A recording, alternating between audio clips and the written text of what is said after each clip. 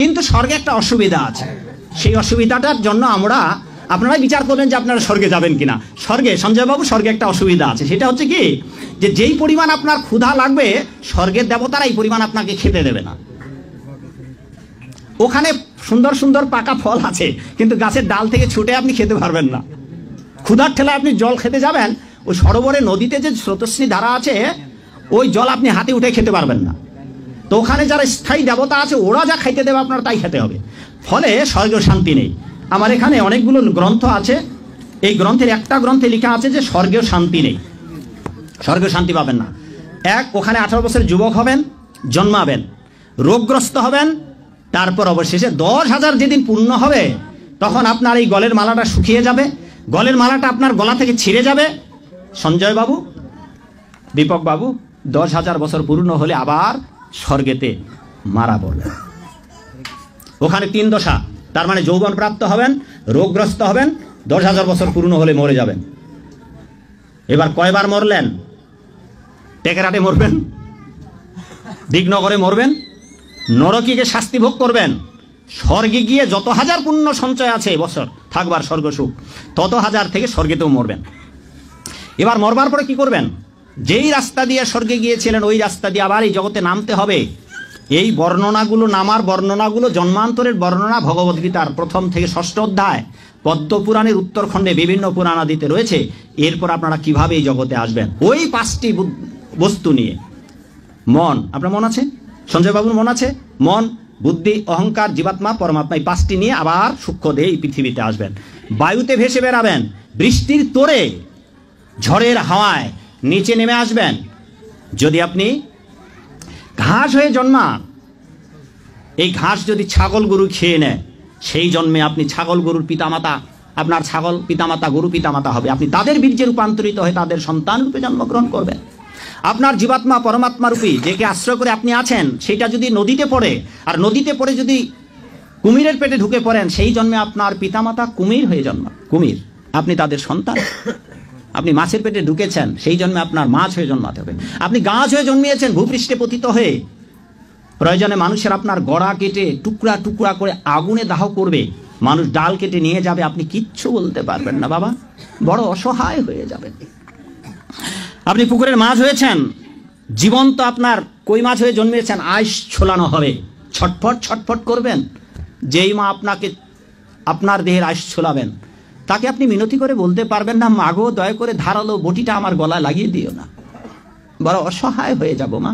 জান্নাতিন তাজরি মিন তাহতিহাল আনহার, আল্লাহ বলবেন এত চমৎকার সুন্দর জান্নাত তোমাদের জন্য তৈরি করে রেখেছি, যেই জান্নাতের নিচ দিয়ে প্রবাহিত হবে স্রোতস্বিনী ঝর্ণা ধারা, ঝর্ণা প্রবাহিত হবে নিচ দিয়ে। আইনান তুসাম্মা ফিহা সালসাবিলা, বিশেষ একটা ঝর্ণা ফোয়ারা থাকবে, এটার নাম হচ্ছে সালসাবিল। সেটার নাম কি? চিল্লায় বলেন, সেটার নাম কি? এভাবে জান্নাতীরা ডানে বায়ে সামনে পেছনে জান্নাতের নাজ নেয়ামত দেখতে থাকবে। নাজ নেয়ামত দেখা শেষে এবার খাবারের পালা। কিসের পালা? ফুড এন্ড রিফ্রেশমেন্ট জান্নাতীদেরকে দেয়া হবে, খাবার দাবার। সর্বপ্রথম জান্নাতীদেরকে কি খাওয়ানো হবে জানেন? বুখারীর বর্ণনা, আউয়ালু মা ইয়াকুলু বিহি আহলুল জান্নাহ ফাজিয়াদাতু কাবিদিল হুত, the first meal and snacks will be served for the jannah holder is fish liver fry, মাছের ভুনা কলিজা। সুবহানাল্লাহ, বাড়িতে কে কয় মাছের ভুনা কলিজা খাবেন? যে ভুনা কলিজার কথা শুনে অনেকে জিহ্বায় পানি চলে আসছে। ফিশ লিভার ফ্রাই ফাজিয়াদাতু কাবিদিল হুত, প্রথম জান্নাতে এটা দেয়া হবে। মাছের ভুনা কলিজা পেয়ে জান্নাতীরা কোপায় ফেলবে, কোপাইয়া কোপা শামসু বানায় দিবে, খাইতে খাইতে শেষ। ফেরেশতারা বলবে এত খাইয়েন না, সামনে আরো আছে। সুবহানাল্লাহ কইবেন না? ওয়ালাহামি তাইরিম মিম্মা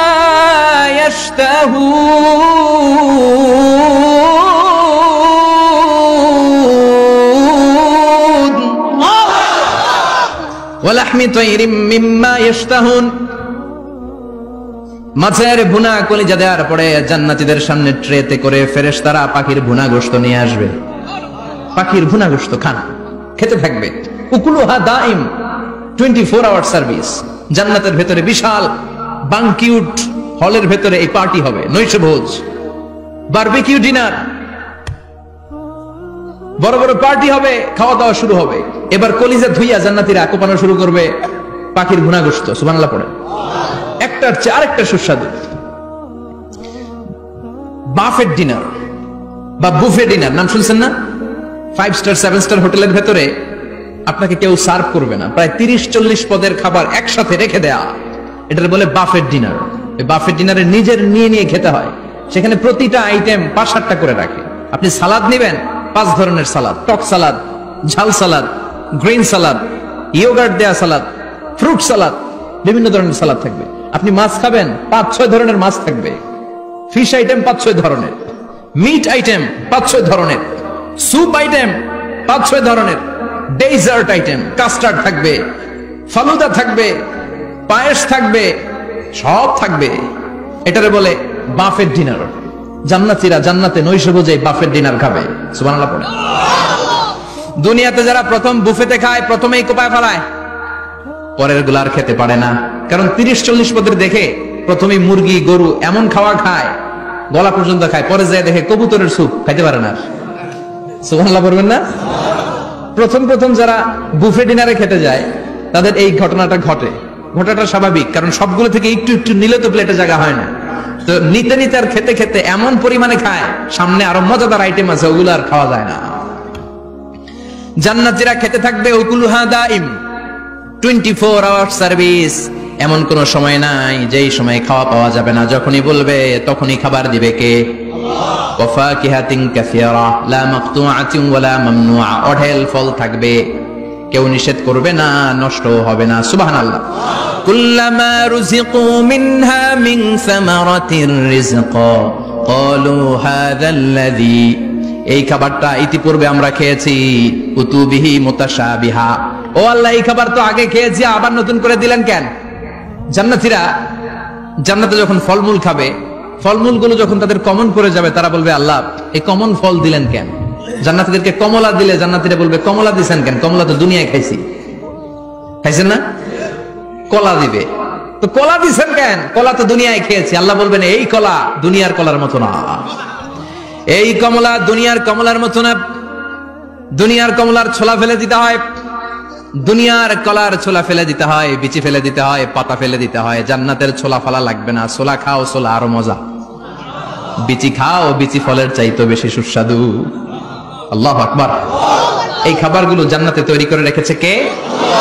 এই নাজ নেয়ামত জান্নাতীরা ইচ্ছে মতো ভোগ করতে শুরু করবে। খাবারের পর্ব শেষ, এবার ড্রিঙ্কস এন্ড বেভারেজ, পানীয়। ড্রিঙ্কস এর দরকার আছে না নাই? জান্নাতে যত খাবার আপনারা খাবেন, যত পানীয় খাবেন, এগুলোরে পবিত্র করে তৈরি করেছে কে? আল্লাহ। ওয়াসাকাহুম রাব্বুহুম শারাবান তাহুরা, সব ড্রিঙ্কস গুলো হবে পবিত্র। দুনিয়ার বুকে আমাদের জন্য মদ খাওয়া হারাম করেছে কে? আল্লাহ। জান্নাতে ওই মদ খাওয়াকে বৈধ করে দিবে কে? আল্লাহ। 4 ধরনের শরাবের ঝর্ণা থাকবে, অঢেল ঝর্ণা, লিমিটেড নয়, আনলিমিটেড। যার যত মনে চায় শুধু খাবেন আর খাবেন, সুবহানাল্লাহ। মাসালুল জান্নাতিল্লাতী ওয়াইদাল মুত্তাকুনা ফিহা আনহারুম মিন মাইন গায়রি আসিন ওয়া আনহারুম মিন লাবানিন লাম ইয়াতাগায়্যার তা'আমুহু ওয়া আনহারুম মিন খামরিন লাযযাতিন লিশ-শারিবিন ওয়া আনহারুম মিন আসালিন মুসাফফা, সুবহানাল্লাহ। 4 ধরনের পানির ঝর্ণা। কয় ধরনের? 4 ধরনের শরাব থাকবে আপনাদের জন্য। নাম্বার 1 মিনারেল ওয়াটার, বিশুদ্ধ পানি। নাম্বার 2 দুধের ঝর্ণা, সুবহানাল্লাহ কইবেন না? নাম্বার 3 মধুর ঝর্ণা।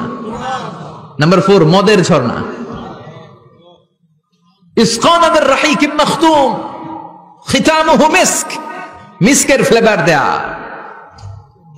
জঞ্জাবিলের আদার ফ্লেভার দেয়া, মিজাজুহা কাফুরা, কর্পূরের ফ্লেভার দেয়া, তাসনিমের ফ্লেভার দেয়া, সিল্ড নেক্টার, জান্নাতের সুন্দর সুন্দর ফুলের নির্যাস থেকে রস নিয়ে এই মধুগুলোকে জান্নাতীদের জন্য তৈরি করবে কে? আল্লাহ বলবেন ড্রিঙ্কস খাওয়ার সময় কোনো নিয়ম নাই যে এতটুকু খেতে পারবা অতটুকু পারবা না, 2 গ্লাস পাবা 3 গ্লাস পাবা না, এমন নিয়ম নাই। 4টা বিশাল বিশাল ঝর্ণা আমি দিয়ে দিলাম, পানির ঝর্ণা। দুধের ঝর্ণা, মধুর ঝর্ণা, মদের ঝর্ণা, যত মনে চায় পান করো। সুবহানাল্লাহ।